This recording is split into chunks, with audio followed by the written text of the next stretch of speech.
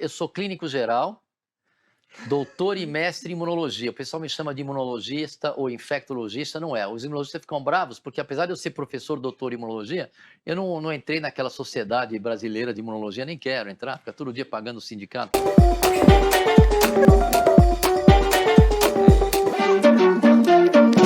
E bem-vindos a mais um Amigas da Onça, essa é a Baby. E essa é a Carlotinha. Nós somos as Amigas da Onça. E hoje nós estamos com o Dr. Roberto Zeballos. Ele é um grande nome na medicina, foi o meu clínico geral e de outros grandes nomes como Pelé.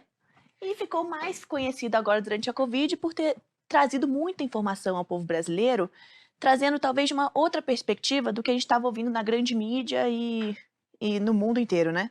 Então, Dr. Zeballos, é um grande prazer ter você aqui com a gente. Honra minha, honra minha. Agora, eu tratei o Pelé de 2004 a 2014. Depois ele mudou para um geriatra a pedido da família. Então, mas cuidei muito dele, sim. Durante muitos anos, um grande amigo, vou torcer para ele se recuperar. Em relação a... Eu acho que... Por que eu estou aqui hoje? Eu acho que tem dois pilares importantes. O primeiro é, diante do meu primeiro caso de Covid, a gente entendeu o mecanismo da doença e iniciou um tratamento revolucionário 3 meses antes do ocidental. E esse tratamento revolucionário foi com uma compreensão de como era o mecanismo da doença. E assim que eu percebi que a doença ela inflamava no 7º dia e o corticoide funcionava muito bem, meus pacientes, naquela ocasião, com a variante inicial, original, selvagem, não iam para o tubo, eu comecei a espalhar isso. Inclusive, tem uma história interessante de um áudio meu, que eu mandei para um cardiologista para espalhar para as UTIs, e eu estava de Covid nessa época. Não, já tinha saído do Covid. Mas para espalhar a ideia deles entenderem o porquê que estava funcionando, porque naquela época as pessoas não tinham como se direcionar. E não davam corticoide em nenhum lugar do mundo. Esse meu paciente que ficou quase que ele foi para o tubo e não foi por conta dessa estratégia, a mulher dele é uma médica americana, e o sogro dele é um camarada muito influente nos Estados Unidos, tinha uma empresa de TV a cabo, vendeu e ele doava muito dinheiro para o John Hopkins. Então, os médicos de lá, depois que viram que deu certo, me ligaram. Eu expliquei o mecanismo. Um ficou meio assim, o outro não foi, porque disse que não tem como eu dar o corticóide que vai aumentar a replicação viral. Eles estavam meio fechados, não estavam entendendo o mecanismo da doença, que eu tinha muito resultado, era um atrás do outro com sucesso. Então, o que aconteceu? 3 meses depois, quando saiu o estudo da Inglaterra, eu recebi uma mensagem desses dois cientistas, John Hopkins, falando como é que é? Oxford support your ideas. Então, os ingleses apoiaram a nossa ideia. Então, esse é um do motivo que eu estou aqui, porque eu saí espalhando para todo mundo. Algumas pessoas, não por maldade, mas acharam que eu estava sendo louco, mas depois viam que meus casos não morriam e começou a espalhar nas UTIs do Brasil inteiro. Então, esse é um dos motivos por que eu estou aqui. Como isso gerou? Isso aconteceu porque toda vez que você quer alguma coisa com a alma, com o coração e traz benefício a terceiros, aí que você sintoniza, na minha ótica, entre as infinitas universos que existem atribuídos pela física quântica, você vai sintonizar no universo em que as coisas seguem de acordo com o que você projeta. Essa é a minha explicação para explicar como é que um áudio meu, explicando o mecanismo da doença, foi para a Espanha, foi para a Itália, foi para o Canadá, foi para o Brasil inteiro, eu dando a minha ideia de qual era o mecanismo da doença. E isso se espalhou de uma maneira, e não é que eu mandei um áudio para sair, não, eu mandei um áudio para um médico que comandava uma UTI, e eu queria que esse médico espalhasse na UTI deles e depois fossem espalhando. Porque quando a ideia é boa, a coisa vai, é um boca a boca. Então, esse é um dos motivos. E outro motivo que a gente cria uma credibilidade é que uma das coisas que eu vi logo no início é que existia uma indústria de pânico. Então eu percebia que eu via o pessoal falando e falei, não é bem assim, não, a doença é grave, tem um tratamento, não é dizer que não tem tratamento, ignoravam toda hora, eu falando que tinha tratamento, e não é bem assim, pô, a grande maioria, naquela primeira época, raramente eu internava os pacientes, os que estavam internados é porque chegavam numa fase mais adiantada, e depois que a gente criou esse tratamento, essa estratégia com corticoide via oral, em vez de ser o endovenoso, aí passei a não internar mais quase ninguém. Quem internava é que a gente virou uma referência, vinha gente do Brasil inteiro. No auge da Amazonense, não, no auge da Amazonense, que foi aquela P1, aquela lá era muito agressiva, eu acabei internando e entubando algumas pessoas. porque ela era muito agressiva. Mas aí eu tive uma outra ideia, dar um remédio antivasculite que ajudou muito. Mas eu estava falando como é que se desenvolve a credibilidade de um ser humano. É você falar com convicção e ver que o que você fala acontece. Então, isso que você falou, que eu acalmei a informação, porque era tão óbvio que era geração de pânico, eu falava, não é isso por causa disso, disso e disso. Aquele médico falou isso lá atrás. Não é isso por causa disso, disso e disso. E a gente ia acertando, falei da imunidade da doença, que hoje, 2 anos e meio depois, já há muito tempo que a gente já sabe disso, mas é a melhor imunidade, aquela que desenvolve quem vence a doença, porque ela desenvolve, ela começa por aqui, pelo nariz, e desenvolve uma resposta de células, que é muito importante, que o imunizante hoje só dá anticorpos, por isso que a gente não tem um resultado, por isso que eu tenho atendido hoje numa crise endêmica, depois eu explico o que é isso, pessoas com 4 doses e a coisa continua transmitindo e infectando, isso ficou muito claro. Por isso que não tem sentido o passaporte sanitário, por isso que em Nova York eles mandaram contratar todo mundo que havia sido mandado embora porque não tinha o passaporte sanitário e mandaram pagar os atrasados depois que o fabricante informou que eles não tinham essa informação de disseminação e infecção. Então tem um monte de coisas acontecendo. Já quem pegou a doença desenvolve uma resposta imunolar contra o primeiro vírus. E aí hoje saiu um estudo, que isso era esperado, a imunologia básica, de você desenvolver uma resposta cruzada. O que é isso? Mudou um pouquinho a gama. Eu liguei para meus amigos lá da Amazônia, escuta, tá dando reinfecção, tem gente grave? Não, quem pegou a primeira vez não está pegando. Então já entendi, por imunologia, que existe uma imunidade cruzada que protege. Beijava meus pacientes, não era rigoroso, mas eu sabia, porque a gente conhece o sistema imunológico. E, obviamente, dentro dos hospitais, usava todo o protocolo. Mas, o que acontece? Tem a imunidade cruzada. Aí depois a Delta. Tinha muito pouca reinfecção da amazonense. Aí veio a Delta. A Delta já teve um pouquinho mais de reinfecção, porque ela já mudou um pouco, enganou algumas pessoas, mas era mínimo. E aí começava a ter, mas eram sempre muito mais fracos quem tinha a doença. Depois a Ômicron mudou demais, depois de 2 anos, aí eu peguei a Ômicron, que eu tinha pego lá atrás. Só que foi muito leve, porque você desenvolve a imunidade com células. O grande problema dos imunizantes atuais é que eles geraram uma proteína, que é a proteína tóxica que causa a doença. Isso é sabido por todas as organizações de saúde, é sabido pelo próprio fabricante, só que ele só produz anticorpos e não tem as células de memória. Então, eu fiquei 2 anos sem ter, agora o ano inteiro trabalhando, peguei uma muito leve, uma dorzinha de garganta leve na Ômicron, e eu estou constantemente sendo estimulado, porque tenho as células de memória. Já as pessoas que só têm os anticorpos, não têm a memória, por isso que depois de 2 meses, caiu os níveis. E outra coisa que a gente sempre fala, você tem que atualizar. Agora, eu jamais usaria uma atualização onde você produz uma proteína que é tóxica. Eu acho que as novas gerações tem que ser igual àquela que o Kalil, que é o imunologista, idealizou, que é com a mucosa oral, apesar de nós termos uma visão diferente entre imunizar crianças ou não interessa, a ideia dele é genial, de fazer uma que você estimula aqui. Vai durar mais e vai proteger por mais tempo. E hoje, gente, antigamente tinham 4 coronavírus que causavam resfriados comuns, leves. Hoje o SARS-CoV-2 entrou para esse rol de causar casos leves. Nós estamos de olho se tem forma de coagulação, estamos de olho, raramente inflama, eu tive 2 que inflamou recentemente, mas tratei em casa. Uma senhora de 95 anos e uma outra pessoa que tomava hormônio masculino anabolizante. Quem toma hormônio masculino anabolizante facilita a infecção do vírus. É bom que vocês saibam disso. Por isso que os adolescentes, eles têm mais hormônio, está em evidência, por isso que às vezes pode até ter mais miocardite e os idosos que tomam a imunizante não têm. Então, o que acontece? A hora que a gente vê hoje que o brasileiro já passou por 3 surtos, e eu falei em 2021, em dezembro, que a Ômicron ela ia ser muito menos agressiva por uma razão muito simples. A gente descobriu lá atrás, inclusive eu falei isso numa entrevista 2 anos atrás, que o problema dessa doença é uma vasculite. Depois que eu conversei com o grande Renato Moron, que é um imaginologista, ele pega a parte do pulmão, é uma vasculite. E o que causa a vasculite? Eu vou dizer o que é. Nós temos as artérias. Aí tem essa proteína spike, que o vírus tem quando é quebrado, ela gruda.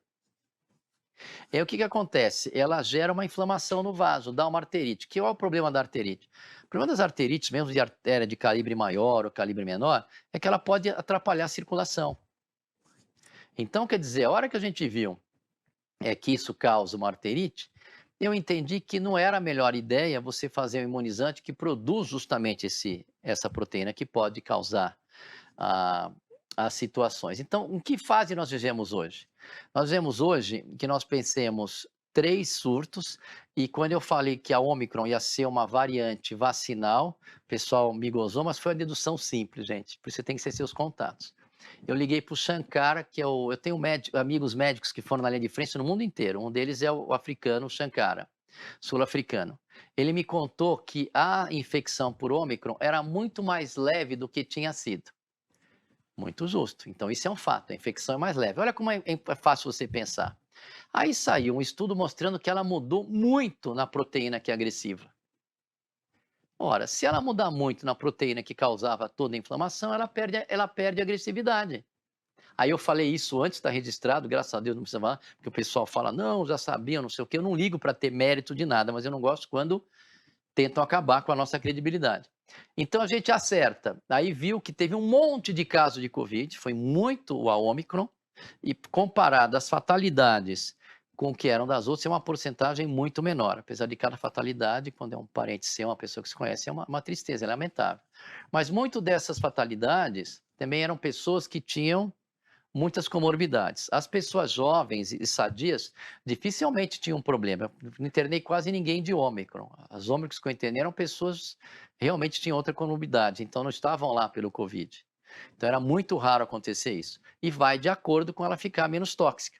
Aí foram vindo as variantes, as subvariantes. Vai vindo, vai vindo. A subvariante de hoje, ela é muito pouco agressiva. Eu, por precaução, estudo no 7º dia de doença para ver se está inflamada, se eu preciso tomar uma outra atitude, de entrar com aquele protocolo vencedor do Pará, do milagre do Pará, desse corticoide via oral. Mas não tenho tido essa necessidade. Tratei uma senhora de 96 anos que não se imunizou porque não quis a opção dela. E teve uma gripe comum, tratei meu sogro e minha sogra que se vacinaram. 88, 85 anos foram muito bem, obrigados. E os casos realmente são muito leves. A explicação para isso são duas. Por que a manifestação clínica é leve? Por uma razão muito simples. Primeiro, que a grande maioria da população já pegou, já entrou em contato. Então, elas têm o quê? Aquelas células de memória, que acabou de sair um estudo, que quando você produz uma proteína do núcleo capsídeo, que é... O vírus, imagina aquele... Pode ser até uma fruta, sim, mas em volta tem o núcleo capsídeo, que são algumas proteínas. E tem a spike que faz ele ligar. A spike é que causa toxicidade. Mas quando você faz contra o núcleo capsídeo, você desenvolve a imunidade celular de memória. Por isso que, se eu fosse os fabricantes, estou realmente preocupado com a população, eu faria a vacina que você bota os antígenos aqui no nariz para estimular a imunidade celular, não causa vasculite, não causa trombo, não causa infarto, não causa miocardite e vai durar muito mais. E eu falei isso numa entrevista que eu dei em janeiro desse ano. Já tinha falado isso em outros programas no ano passado, mas em janeiro desse ano, que eu acho que a melhor solução seria estimular a imunidade celular. E saiu um trabalho recentemente agora, na Nature, mostrando que essa proteína estimula a imunidade celular.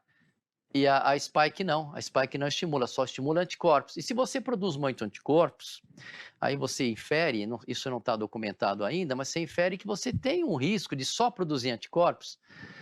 Isso é uma de imunologia básica. Você tem um risco de ter uma imunidade um pouco balanceada, e aí você gira anticorpos contra plaquetas e outras situações. Então, eu acho que as próximas gerações, eu acho que tem que ser baseado nessa proteína do núcleo capsídeo. Legal.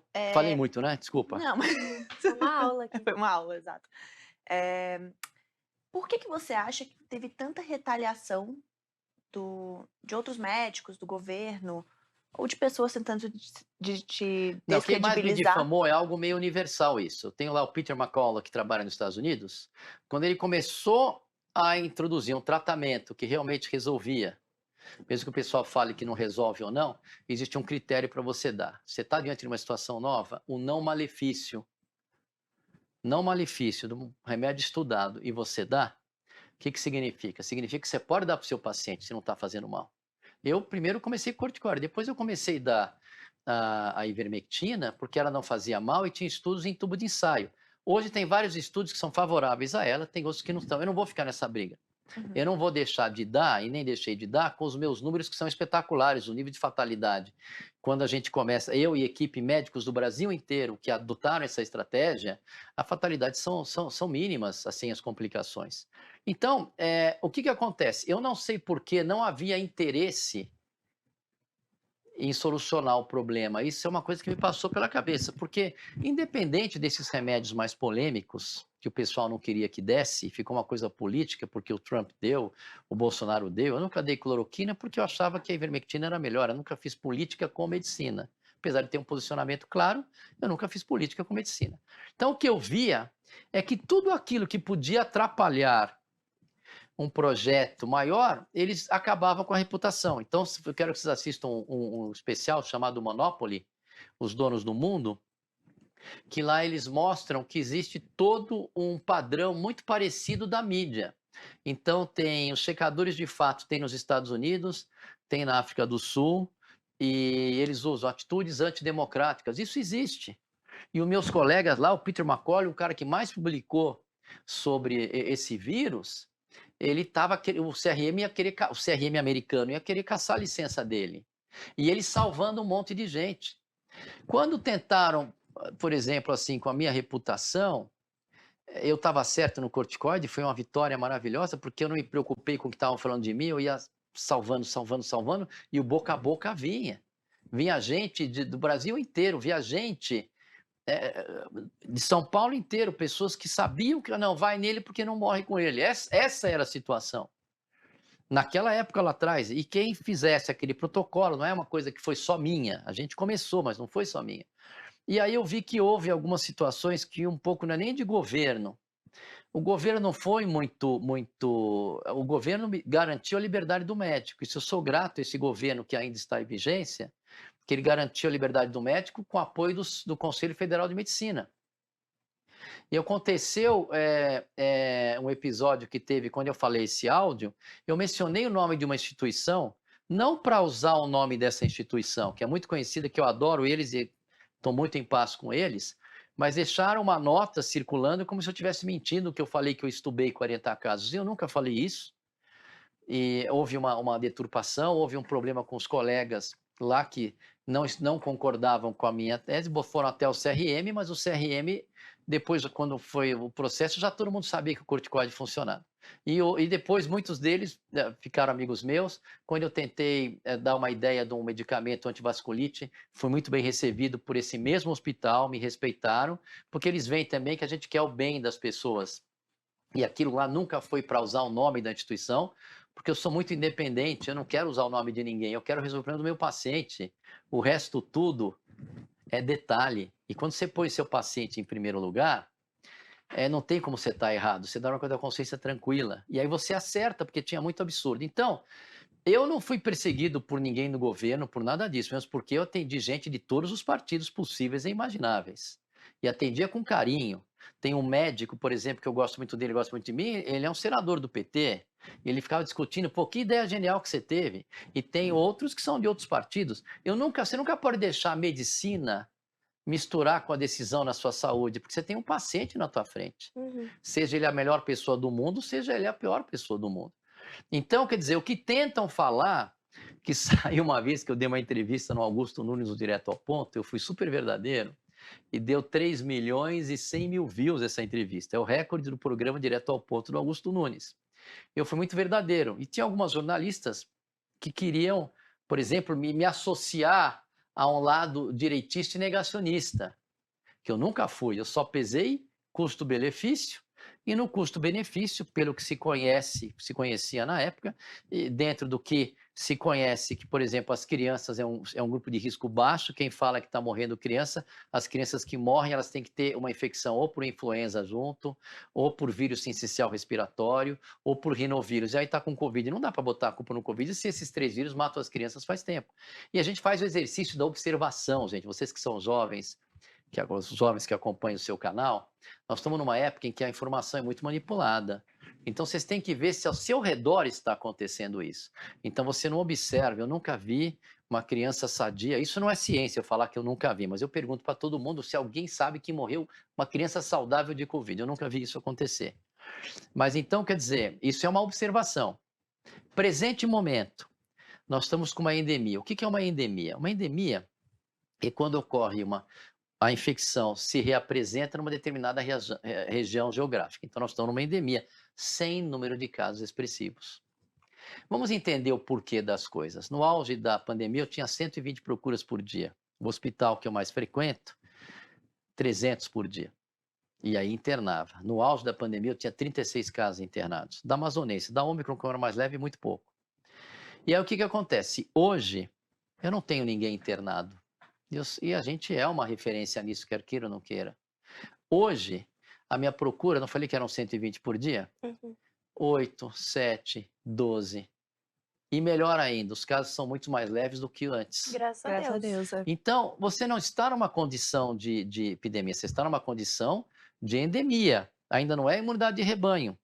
Como eu falei aqui antes, a explicação para isso é que muitas das pessoas hoje já têm aquelas células de memória que foi estimulado não só por uma proteína tóxica, mas que foi estimulado pelo próprio vírus com a infecção, principalmente pessoas jovens que nem você, que nem vocês. Então, o que acontece?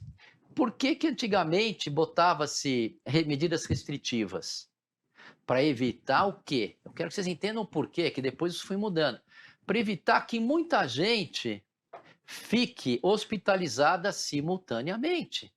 Porque se isso acontecer, tem um cara com infarto, um cara com câncer, um cara com uma infecção generalizada, que não é Covid, esse pessoal não tem atendimento.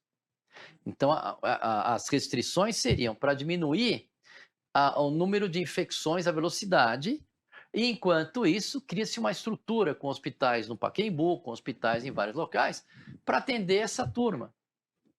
E aí você teria espaço nos hospitais. Eu me lembro, no auge da pandemia, o Einstein tomou uma medida maravilhosa. Ele, até no subsolo tinha paciente com Covid. E as crianças, as áreas de pediátricas, foram substituídas para colocar os adultos. Porque as crianças nunca foram um grupo-alvo. Mesmo que falem o contrário. Aí falam que morreu não sei quantas crianças. Aí eu vou atrás dos dados no Ministério da Saúde e não tem. Eu quero saber se essas crianças eram sadias, se elas tinham outras doenças. Sim. E a gente não tem esses dados. Por isso, tomar cuidado com a manipulação. Eu queria agora voltar lá para trás, porque eu não sei se eu sou louca, se eu sou da teoria das conspirações, talvez eu seja. Mas de onde veio esse vírus? O que é esse vírus? Porque tem muita coisa que rola a ver do morcego. Não, foi criado no laboratório. Não, foi não sei o quê.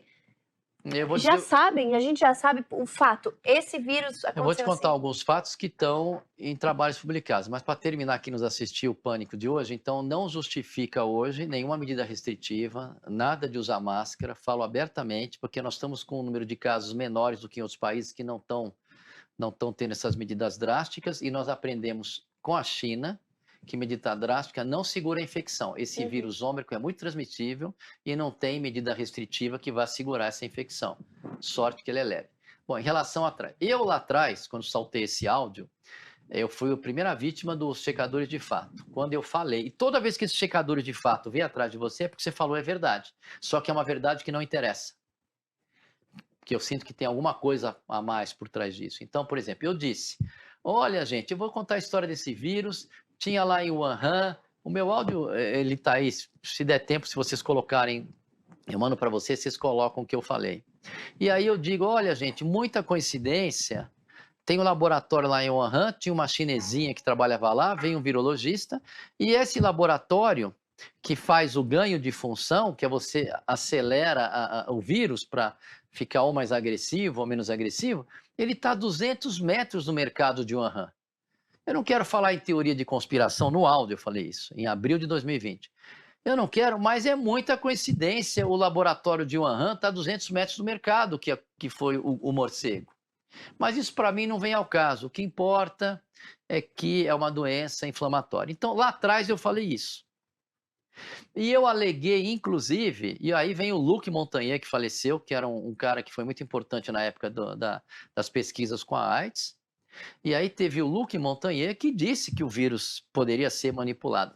E aí Eu estudei lá em La Jolla, na Califórnia, na Scripps Clinic. Tem um imunologista lá que viu que tinha uma sequência que poderia ser de manipulação. O que ele fez? Ligou para o Fauci, o Anthony Fauci, que é do CDC. Que o Anthony, parece aqueles filmes de Netflix. O que o Anthony Fauci fez?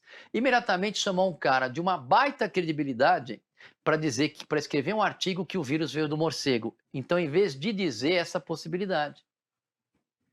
E aí, isso eu estou falando, está publicado. E aí, olha que coisa interessante. A maioria do pessoal que estava lá em Wuhan, tinha muita gente dos Estados Unidos para fazer esse ganho de função. E adivinha quem financiou essa pesquisa? George Soros. O George Soros está na jogada, mas é o NIH, quem é o chefe é o Anthony Fauci. Então, quer dizer, essa teoria da conspiração que estão falando já está sendo discutida no Senado. Eu falei faz 2 anos e meio, mas eu não quis nem entrar nesse mérito, porque eu não quero mexer com gente grande, eu quero curar os meus pacientes. E se eu mexer com gente grande, eu não vou alcançar meu objetivo. Por isso que eu não acho interessante ficar batendo de frente toda hora. Você pode levantar questionamentos.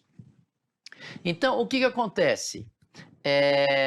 Nessa teoria existe sim, está sendo levantada a possibilidade desse vírus ter tido um ganho de função. Outra coisa que chama atenção, que eu falei com Peter McCullough, que é a maior experiência de Covid nos Estados Unidos, ele falou que em 2015 já tinham o SARS-CoV-2 descrito com a proteína Spike.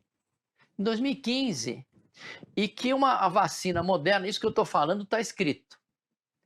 E que a vacina moderna já estava tudo pronto, já com antecedência. Então, esses fatos todos têm que ser analisados, a gente não pode tirar conclusões precipitadas e sair acusando. Mas que são situações bem esquisitas, são. Muito esquisitas. E hoje a gente vê, que eu vi outro dia uma leitura, eu acho que tem 2 movimentos grandes, um globalista e um não, mas que hoje eles falam que é muito mais fácil você ter uma guerra com informação, que é muito mais barato do que você, sei lá, ir para o tete-a-tete com material bélico. E eu vi essa guerra de informação, só que eu não aceitava porque eu estava vendo o que eu estava tratando. Ninguém vem dizer para mim o que eu estou tratando. É uma experiência que a gente tem, é uma doença nova, ninguém tem mais experiência do que quem está lá na frente. Eu e médicos do Brasil inteiro que estavam na linha de frente. Vem dizer para mim que a imunidade adquirida pela doença não é boa, e eu estou vendo que é boa, e é a imunologia básica, e eles até hoje ignoram. Eles mandam vacinar quem pegou a doença. Com os estudos que saíram hoje, e o que a gente sabe de imunologia básica lá atrás, isso é um absurdo. Aí saiu um estudo mostrando, pegaram um grupo que é híbrido, que pegou a doença e vacinado, e um grupo que só pegou a doença. Aí eles vacinaram esse grupo e dosaram os anticorpos. Os anticorpos Spike estavam mais altos e presentes do que quem não tomou a vacina. Isso não quer dizer que está mais protegido, quer dizer que ele foi estimulado recentemente. Porque se essa turma for reexposta, vai aumentar o número de anticorpos. E essa resposta é muito melhor do que quem tomou a vacina. Agora, quem tomou a vacina e pegou a doença também tem as células de memória. Foi desencadeada pela infecção natural. Então, eles fazem isso e o leigo, como é que o leigo vai entender? Olha, quem tomou a vacina e pegou a doença tem mais anticorpos do que quem não tomou a vacina. Partindo da premissa errada que quem tem anticorpos se protege. Se essa premissa fosse verdadeira, você não teria transmissão e infecção com passaporte, que eu não chamo de sanitário, eu chamo passaporte da disseminação. Então, quer dizer, porque o cara se sentia que estava bem, bom, o paciente, isso é hilário. É hilário. Ele foi para o jogo, ele estava com Covid, um Covid mais leve, estava bem no 5º dia, a rigor naquela época para liberar a pessoa tinha que ser só depois de 10 dias, mas ele tinha o jogo que ele é fanático. Ele foi lá para o estágio, apresentou a carteirinha de vacinação dele, a documentação de vacinação dele, assistiu e espalhou para um monte de gente naquele estádio. Mas era uma Ômicron leve, graças a Deus, não teve consequências, mas foi um pouco de responsabilidade. Mas só para mostrar a fragilidade de uma medida de controle social. O meu filho de 19 anos vai fazer 21 agora, eu dei uma entrevista, ele não vai tomar essa vacina porque eu não estou vendo gente. O mais jovem que eu perdi tinha 67 anos, todos os estudos mostram que o índice de fatalidade de 30 anos para baixo é baixíssimo e nós não sabemos os riscos conhecidos e desconhecidos desse imunizante. Então, por essa opção, eu não dei. Agora, eu quero deixar bem claro para vocês, eu acho que não existe programa melhor do que o Programa Nacional de Imunização do Brasil. As vacinas salvaram muita gente, mas uma vacina nova nós temos sempre que analisar o custo-benefício. Se é um imbecil quem é contra, é um imbecil quem é 100% a favor. É uma pessoa ponderada quem analisa o paciente que está na tua frente, avalia o risco-benefício e aí você decide. É, exato. É isso que eu sempre penso, é muito individual. Por exemplo, se a pessoa tem um quadro onde aquela vacina que não foi tão comprovada da eficácia e não sei o quê, não é benéfica, ele não deve tomar. Se a pessoa não pode porque tem alergia, Exato. se a E aí pessoa vira não um negócio pode assim, porque todo mundo tem tem que uma tomar. tendência a ter trombo, e se a pessoa não quer tomar porque sabe que existe um risco descrito pelos fabricantes, alguns estudos mostram que os riscos são maiores, mas tudo aquilo, gente, que envolve o risco, se quer entrar no helicóptero, naquele esquilinho, você entra, a opção é sua, É, mas saiba que tem um risco, eu acho que é isso, tem tá que ter a certo? liberdade. Então você tem que ter a liberdade da escolha. Uhum. Agora, impor por impor, porque tem pressão. E olha as coisas mais absurdas que tem. Então, lá no parlamento inglês, estão questionando que não foi adequado o CEO da Pfizer indicar para as crianças que não tinham, na opinião lá do parlamento inglês. Aham. Aí os pais estão acusando, pedindo uma punição para o CEO da Pfizer. Aqui, as pessoas que estão entrando agora, acho que não estão com a informação adequada, eles estão querendo criminalizar quem é anti-vacina. Quem não tomou também, E né? criminalizar quem não tomou, não sei, porque não tem benefício, mas quem é anti-vacina, os profissionais que são anti-vacina, eles querem criminalizar. Eu nunca fui anti-vacina, mas já tentaram me taxar, mas eu explico que não é isso.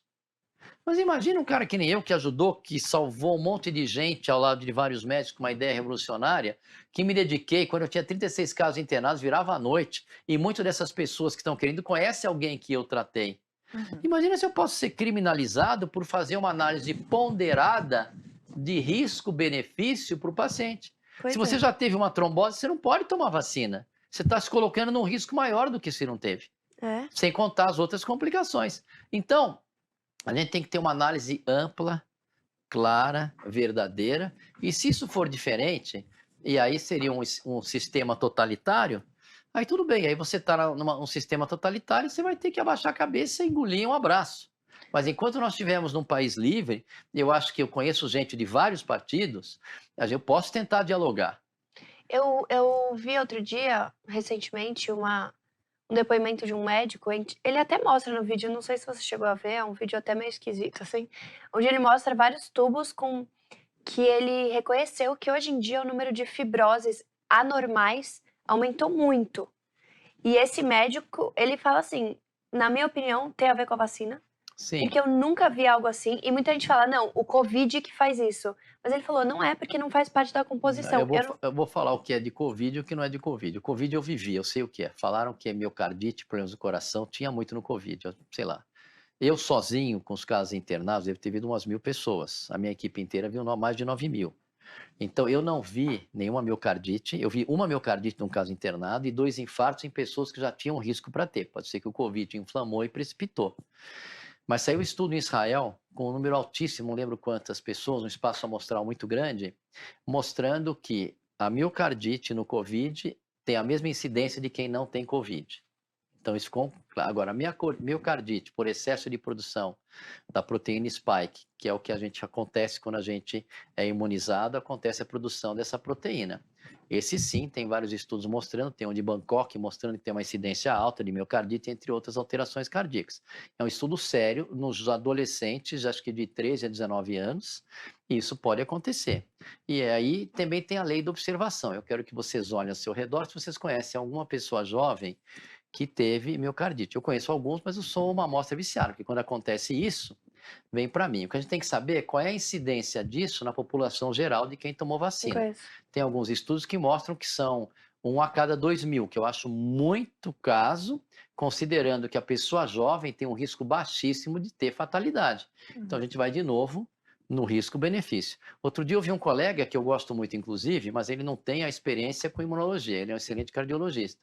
Mas ele falou que nós temos que encomendar rapidamente as bivalentes, senão nós vamos ter uma outra emergência. Não existe, estou dizendo de coronavírus, só se vem um outro vírus, mesmo solta uma outra bomba aí, pode ser. Mas Não vejo, e se você tem um pouco de conhecimento de imunologia, uma crise se for o mesmo corona, porque nós temos células de memória e nós passamos por 3 sustos. Então, isso não existe, essa possibilidade. Me cobrem isso daqui 6 meses. Os números estão endêmicos, não estão lotando hospital, não estão tendo impacto em fatalidades, então tem que viver vida normal, como o Boris Johnson fez lá atrás, estava de saco cheio de todas aquelas restrições, com um monte de casos acontecendo, ele falou, vou liberar todo mundo, e pronto. E agora na China, na marra, ela vai ter que liberar todo mundo.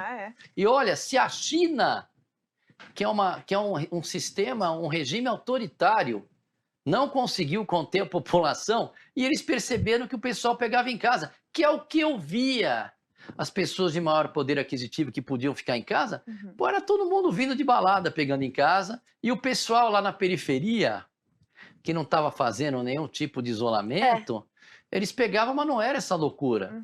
Então ficou claro para mim, isso chama-se observação. A ciência da observação é muito mais, ela é a mãe da ciência das evidências. O que é medicina da evidência para quem está nos assistindo? É que você faz um estudo direitinho, randomizado, para você evitar conclusões errôneas, e aí você faz um estudo bonitinho. Muitos dos estudos bonitinhos, segundo o editor da revista Lancet, 50% deles não se reproduzem, mostrando que não estavam certos. Então não é porque você tem um estudo randomizado, merece uma observação. Mas esse estudo merece um respeito de credibilidade. Mas esse estudo, ele vai ter que ser replicado, que nem foi o corticoide. O corticoide eu já sabia que funcionava, estava na cara. Meu paciente não ia para o tubo, todos os colegas indo para o tubo, está na cara. Que funcionava e era de acordo com o mecanismo da doença. Então, quer dizer, aí eu soube, aí o corticoide foi replicado, todo mundo mostrando que funciona, todo mundo até hoje. Agora, se você tem algo que é meio falho, como dizendo que o Covid causa miocardite, isso não se replica, muito pelo contrário. O maior trabalho que teve foi em Israel, mostrando que não tem diferença entre paciente com Covid e sem Covid, já com as imunizantes, sim. Então, gente, nós estamos falando, mas eu gosto de frisar de novo, no presente momento, com a agressividade da variante, considerando a imunidade celular, que quem pegou a doença, a grande maioria dos brasileiros pegou. Todo mundo conhece alguém que se pegou. Você conhece alguém que não pegou? Manda perguntar na rua aí, observação. Quem não pegou Covid? Você não acha? Eu já peguei várias vezes, inclusive. Exato, você não acha. E aí o que acontece? E você pega uma pessoa jovem que nem você, a primeira foi leve. Eu lembro quando você pegou a primeira vez. A segunda, provavelmente você nem procurou ninguém e foi Nem andando. testei, só pra tentar. E é isso aí. Então, quer dizer, agora, as pessoas de risco têm que tomar cuidado, os idosos, que eu não estou tendo problema. Tem que olhar no 5º, 6º dia para ver se não está inflamando, mas medida restritiva nenhuma, porque quanto mais pessoas pegarem, mais essa endemia fica mais controlada. É uma endemia. Não é pandemia. Não, é pandemia quando pega no muito. Agora, epidemia é quando os números aumentam. Por exemplo, nós já tivemos 300 mil casos num dia aqui no Brasil, no auge. Hoje dão 18 mil casos, ou 10 mil casos. E o número de fatalidades, a média móvel está em 7. Agora, você vê que nós temos menos casos do que em outros países que estão tudo liberado. Sim. Nós temos isso. Fala. Agora eu queria, você que está cheio das previsões. Não sei se eu tenho previsão, pegar uma bola de cristal, não sei. Mas Não, mas eu queria saber, assim, eu sempre fico pensando, a gente está vendo isso agora, mas, assim, se você conseguir examinar, assim, pelas substâncias que vão no imunizante, ou a composição do vírus no corpo, daqui uns 10, 15 anos, o que você acha que a gente vai ver muito, assim? Olha, esse imunizante atual, a gente não pode falar o que a gente sabe que vai acontecer daqui 5, 10 anos, tá? A gente sabe que é uma proteína que já está demonstrada que ela causa vasculite. Nem todo mundo, por isso que eu também não quero quem está assistindo tomar vacina e fique assustado, nem todo mundo vai desenvolver. Eu alarmista, eu não né? gosto desse pessoal muito radical, olha, mata muito, Também. olha que eu encontrei aqui dentro. Isso não é, você tem que ser imparcial. Agora que você vê mais miocardite, você vê. Você está vendo mais morte súbita? Estou vendo. Até atribuir a vacina tem um caminho muito longo, tem que tomar cuidado para não fazer um prejulgamento. Mas a gente não sabe. A gente sabe, por exemplo, tem um estudo mostrando que o invólucro de gordura que o RNA mensageiro fica dentro vai se depositar no ovário, porque tem gordura lá também, e lipossolúvel fica com lipossolúvel. Se isso vai ter uma consequência, eu não sei. A gente sabe que é descrito que tem alterações na menstruação. Se isso vai ter uma consequência mais severa, eu não sei, eu não posso fazer isso. Mas uma coisa eu sugiro para os grandes fabricantes hoje, que não é nenhuma genialidade, mas eu falei isso faz 2 anos e meio, para fazerem vacinas que usem proteínas que não são tóxicas e levam à imunidade celular. Se você põe uma vacina com uma proteína que não é tóxica, ainda local, e que estimula a imunidade celular, ela vai durar muito, não vai ser que nem se toma uma dose, faz o estudo, depois já caiu para 25, já caiu para 15, já tem que tomar mais uma, e aí você pega igual e toma e pega e toma. Gente, vamos observar. Todo mundo que toma, pega. Ah, mas fica mais fraco. Pode ser que na Delta, isso não tem nenhum estudo mostrando que deixa mais fraco, tá? Não tem nenhum estudo, é o pessoal fala. Mas eu, na observação, eu achei que a Delta as pessoas ficaram mais fracas. E achei que quando deram a Coronavac lá atrás, internou menos velhinho. Então pode ser que ela tenha agido no primeiro momento. Mas agora, com uma variante fraca dessa, em termos de agressividade, com uma comunidade que já passou por várias, já foi imunizada, vamos dizer, pela infecção, não tem sentido. O que eu sugiro para os fabricantes é fazerem uma vacina que você põe no nariz, estimula a mucosa, estimula a imunidade celular e ela vai ser muito mais duradoura, que nem foi a minha. Demorei 2 anos para pegar e lidando na linha de frente, atendia no hospital, virava à noite, tinha 36 casos internados. Eu ia no hospital, depois ia à noite, chegava às 6 horas da manhã em casa, acordava às 10, aí eu ia, chegou uma hora e falei, não, vou parar o consultório nesse período, porque não estava tendo tempo para mim. E é uma coisa que foi bom, que eu vou dizer, porque eu sou muito assim, sensível, eu procuro não ligar para as opiniões alheias, eu procuro não ligar para as críticas nem para os elogios e ir em frente. Mas eu tinha tanto caso que eu estava resolvendo, e alguns graves que vieram de fora do estado de São Paulo, até dentro do interior de São Paulo, vinham lá tratar com a gente, e aquilo me absorvia tanto, eu tinha tanto resultado positivo, que me dava uma tranquilidade, mesmo gente me chamando de charlatão e negacionista. Que legal. Então, Ai, que isso, absurdo. se eu não tivesse nada, eu ia ficar encanado em casa se eu tivesse pouco paciente. E assim, o paciente não pouco, eu tenho bastante, mas o basal, Sim. eu ia ficar encanado. Pô, como é que esses caras falam mal de mim desse jeito assim? Os caras não me conhecem, não sabem a minha história. E eu optei não ir para ser um professor acadêmico, que eu podia ter sido, porque eu tenho tese de doutorado, porque eu vi logo, gente, a humanidade precisa ser um pouquinho mais... Eu vi logo, quando eu lá, que o professor que tinha entrado no lugar, que era amigo meu, ele queria me deixar o dia inteiro lá, e naquela época, eu já tinha defendido o doutorado, com 35 anos de idade, eu tinha o meu consultório lotado, com gente diferenciada e que pagava minhas contas. Como é que eu ia ser um professor lá, que ele me pegasse? Eu falei, eu me proponho de manhã dar uma aula, 2, 3, etc., mas eu não posso ficar o dia inteiro. Mas eu senti que ele queria me deixar o dia inteiro, porque ele tinha um pouquinho de ciúmes. Quer saber, eu vou cair fora. Uma das coisas que mudou na medicina é que antes você tinha que seguir os catedráticos, porque eles faziam reuniões com todos os médicos e traziam as revistas de 2, 3 meses atrás, mas naquela época era atual e você atualizava. Quando eu vi que tinha web, eu já tinha livro na internet, eu me atualizava com grande facilidade e não precisava lá para estar.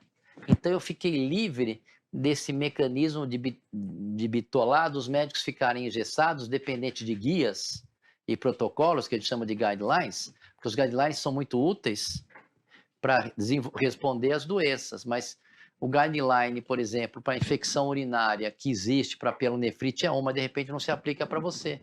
Sim. Aonde que você estudou? Qual faculdade? Eu fiz Escola Paulista de Medicina. Será que você conhece meu avô, o Brentani? Nossa, cara, o Brentani é teu avô? É. Puxa, não sei, não lembro. Ah. Mas acho que ele deve ter aula para mim. Aula de quê? Não, ele era... ajudou a fundar o Hospital do Câncer. Ah, tá, maravilhoso. Mas Não, ele não não é da era. Escola Paulista de Medicina. Não, ele só é tipo cientista. Mas o Brentani, agora brincando, não, esse nome sua familiar, ele foi muito importante, não foi? Ele fundou que hospital? O AC Camargo. O AC Camargo, maravilhoso. Nossa, você tem que ter orgulho dele, viu? O AC Camargo é uma referência, parabéns. Ele tá naquela... Só tem 100 cadeiras de cientistas do mundo, sabe? A cadeira do... Não, o que ele fez é uma coisa assim revolucionária. O que ele fez, se é do AC Camargo, é revolucionário. Obrigada. Ele viveu com quantos anos? Ele morreu já, ele viveu só até 74. Muito estranho. Posso contar uma coisa estranha? Pra mim pode, claro. Ele batia muito diferente, ele era tipo a gente, assim. E ele tinha vários. E ele estava estudando muito sobre um tal remédio que iria revolucionar o câncer, assim, de uma maneira bizarra. Ele era amigo de todos os prêmios Nobel. Inclusive, Que minha mãe tá legal. até agora com o prêmio Nobel na Jamaica. Eles todos são, assim, Que bem legal. conectados. E aí, ele ia anunciar em um evento. Ele morreu nesse dia, misteriosamente. Se você coloca no Google, na Wikipédia, fala unknown death.